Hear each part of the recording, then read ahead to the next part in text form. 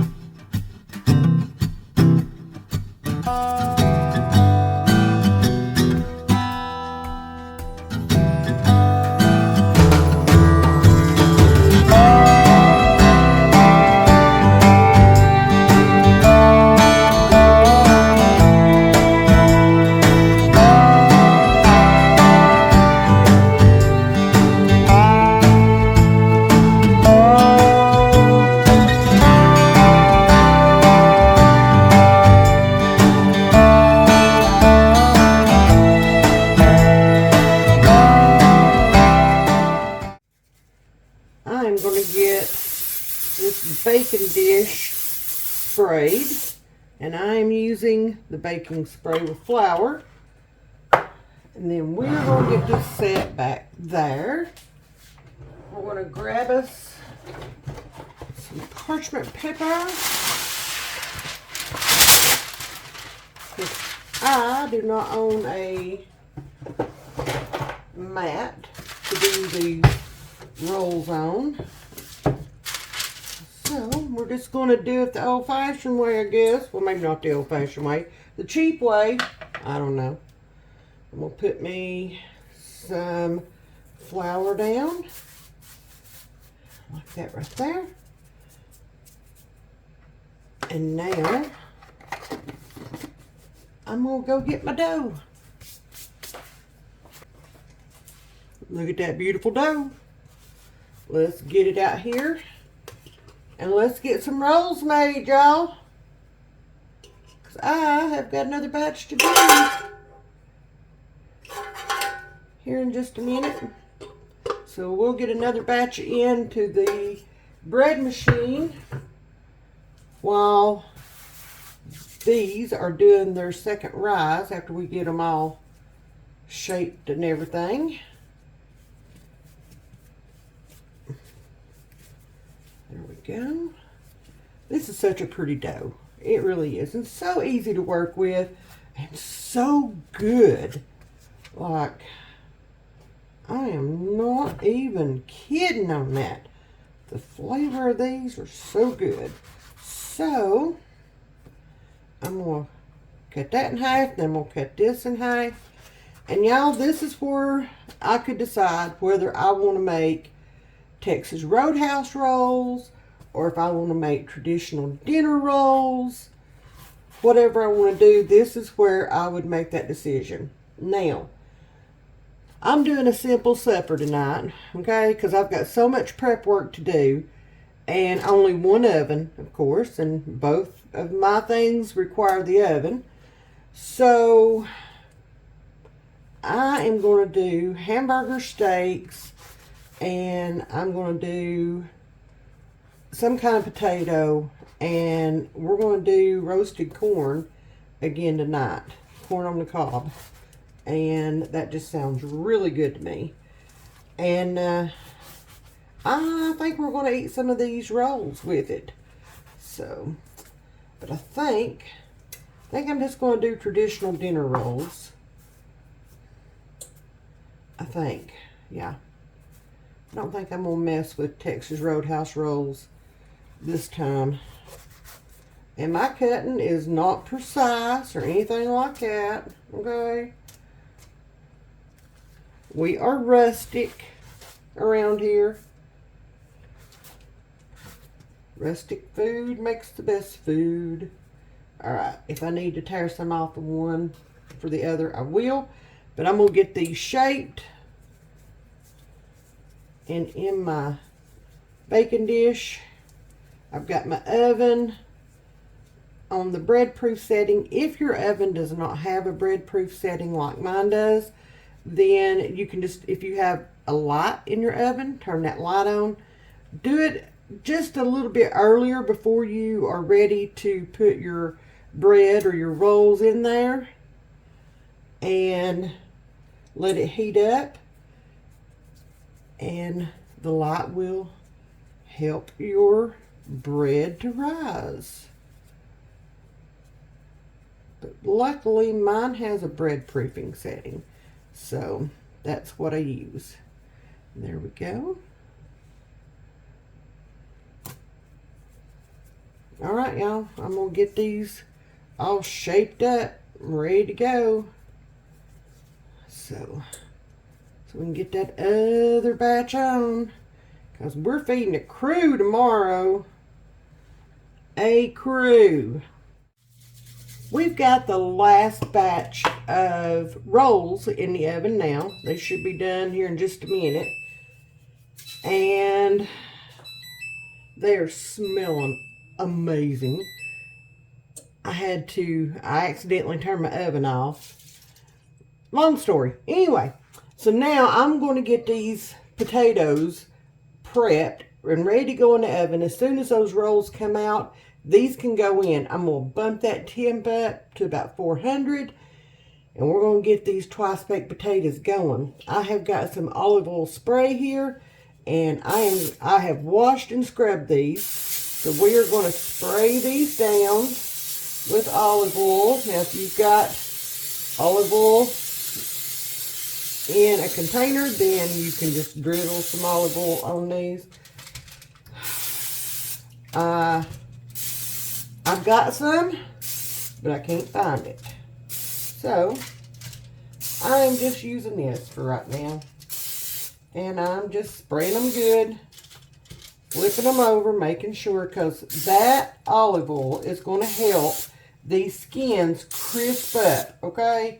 And if you've ever had a twice baked potato, you know that that's how you want that skin, okay? Because I don't know about y'all, but around here, we eat skin and all. That's why I am so adamant about scrubbing these good and getting them all clean. I don't want no dirty taters, okay? Just don't. So, all right. So now I'm going to go in with some kosher salt. And we're just going to sprinkle this all over these taters. It just gives the potato skins flavor, for one. So good. So good. Like when you go to, say, Outback and you get one of their baked potatoes,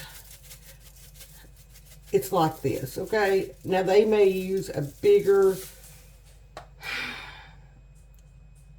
granule of kosher salt,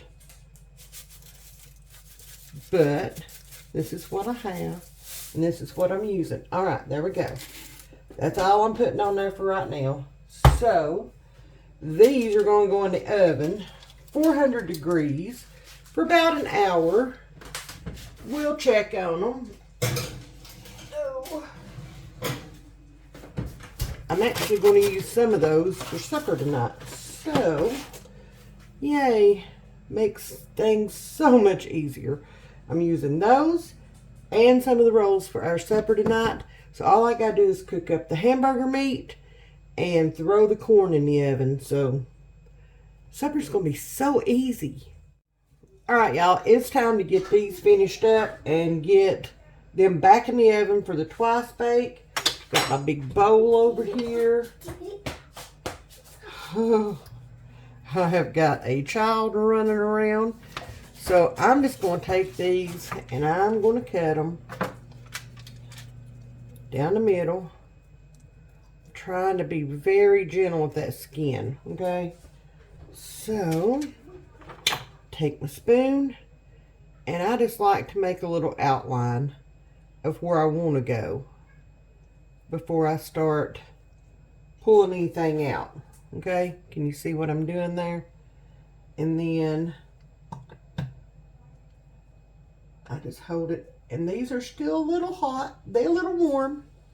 Okay, not gonna lie. That's about what I want to leave. Okay, then we'll do this one. Yeah, they hot. May not have any fingerprints left after this, but, you know, it's worth it. Something good. Alright. So I'm going to stand here and I'm going to finish doing these. And then when it's time to mix up the filling that goes in these, then I'll bring you guys back and show y'all what I am doing with these. Alright, so I have got all of those done. There is my potatoes for my filling, and just gonna kind of fluff them up a little bit. Oh my goodness, y'all, I can't wait. I love twice baked potatoes like I just do. Alright, to this, I know I'm going to add at least this, maybe even another small bag that I have put in the freezer. So we're going to see how far these get us. I thought that there was an oxygen absorber in the bag, but apparently there's not. So, okay. Don't need that. So there's that. We'll put those back for just a minute. I'm adding about 2.5 cups of Colby Jack. Colby Jack is our absolute favorite.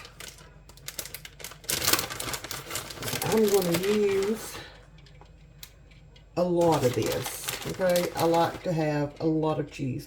And if you're wondering, I'm making these loaded. That seems to be our family favorite.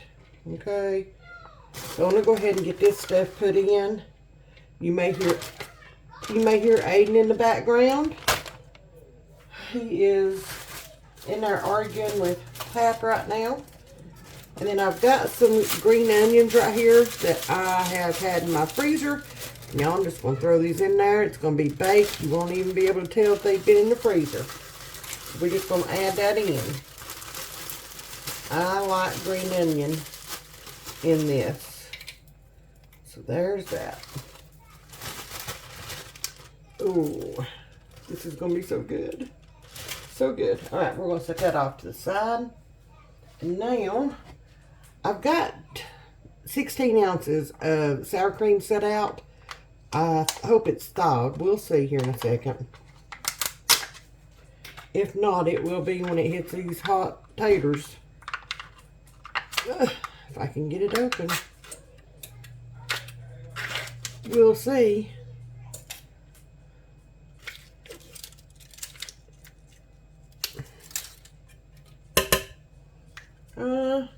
Not quite, but it'll be all right.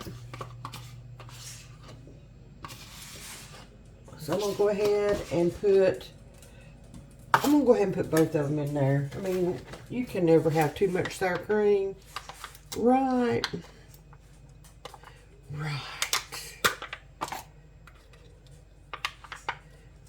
And I'm hoping that's gonna be enough potatoes. Y'all, that's a 5-pound bag of potatoes sitting there. So I'm hoping that's going to be enough. There's going to be a lot of kids and stuff there. We shall see. Of course, we've got other food than just what I'm taking. Okay, so it'll be fine. Alright, I think I need to get my corn out of the oven. So let me grab it. I'll be right back. Alright, to this mixture, I'm going to add just a little bit of pepper. I don't want a whole lot, because again, I am not a big pepper fan.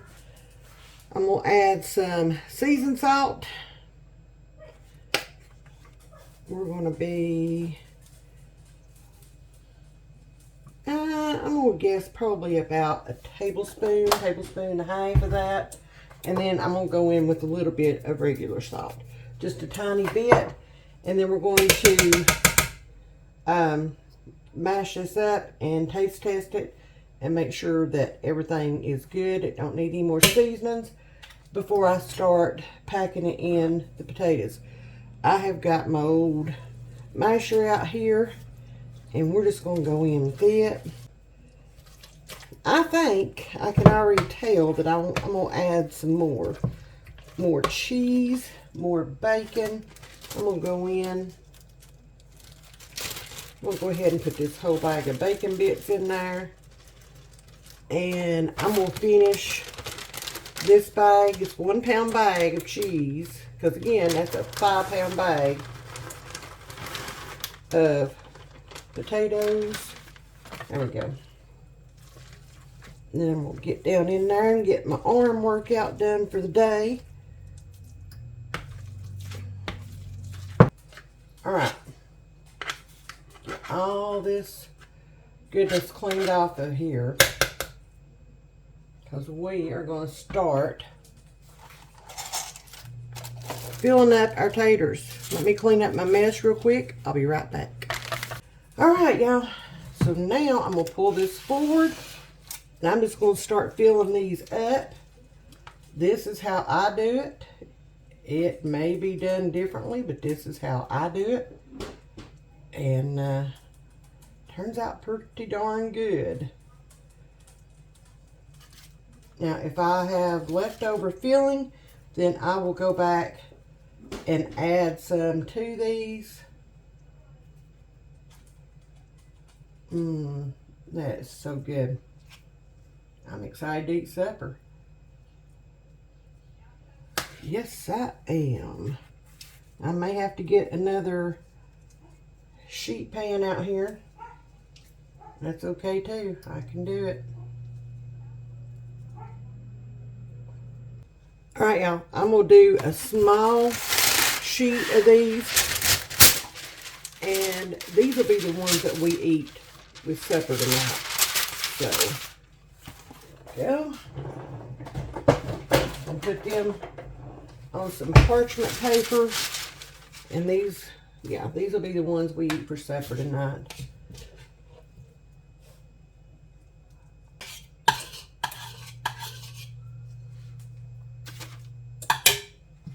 All done. All done. All right. I'm going to look and see if I've got any cheese thawed out in the refrigerator. And if I do, I'm going to sprinkle a little extra cheese on here. One moment, please. I've got a little bit of mild cheddar. That's what I'm going to add. I'll just use the rest of this bag. It'll be perfect.